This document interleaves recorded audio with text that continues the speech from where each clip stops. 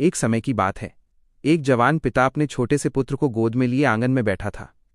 पिता के चेहरे पर स्नेह था और बालक अपने पिता की बाहों में सुरक्षित महसूस कर रहा था। तभी कहीं से उड़कर एक कौवा आया और सामने की खपरेल पर बैठ गया। नन्हा बालक उत्सुक हो उठा। उसने कौवे की ओर उंगली दिखाते हुए अपने पिता से पूछा, पिताजी, ये क्या है? पिता ने मुस्कुराते हुए बड़े प्रेम से कहा, बेटा, ये कौवा है। कुछ देर बाद बालक ने फिर वही प्रश्न किया, ये क्या है? पिता ने फिर उतने ही धैर्य और स्नेह से उत्तर दिया, यह कौवा है। बालक बार बार वही प्रश्न पूछता रहा, ये क्या है, यह क्या है? और पिता हर बार बिना झुंझलाए, बिना क्रोध किए वही उत्तर देते रहे, यह कौवा है बेटा। उस पिता के लिए अपने बच्चे की जिज्ञासा बोझ नहीं थी, बल्कि उसके लिए वो क्षण अमूल्य थे। वो हर प्रश्न में अपने बेटे की मासूमियत देख रहा था। समय बीतता गया। वर्षों के साथ वो छोटा बालक बड़ा हो गया और वही पिता बुढ़ापे की देहरी पर आ पहुंचा।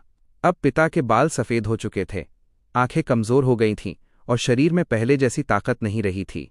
वो अक्सर चारपाई पर बैठा रहता था। एक दिन घर में कोई मेहमान आया। पिता ने धीमी आवाज़ में अपने बेटे से पूछा, बेटा, कौन आया है? पुत्र ने संक्षेप में नाम बता दिया। थोड़ी देर बाद कोई और व्यक्ति आया। पिता ने फिर वही प्रश्न दोहराया, कौन आया है? इस बार पुत्र के चेहरे पर झुंझलाहट आ गई। तीसरी बार जब पिता ने पूछा तो पुत्र क्रोध में बोल पड़ा, आप चुपचाप पड़े क्यों नहीं रहते? आपको कुछ करना धरना तो है नहीं। कौन आया है, कौन गया है? दिन भर यही टाई टाई क्यों लगाए रहते हैं? पिता ये सुनकर चुप हो गया। उसने एक लंबी सांस ली, हाथ से सिर पकड़ लिया और उसकी आंखें नम हो गईं। भारी मन से टूटती हुई आवाज में वो धीरे धीरे बोला, बेटा, जब तुम छोटे थे तो एक ही कौवे को देखकर तुमने मुझसे सैकड़ों बार पूछा था, ये क्या है?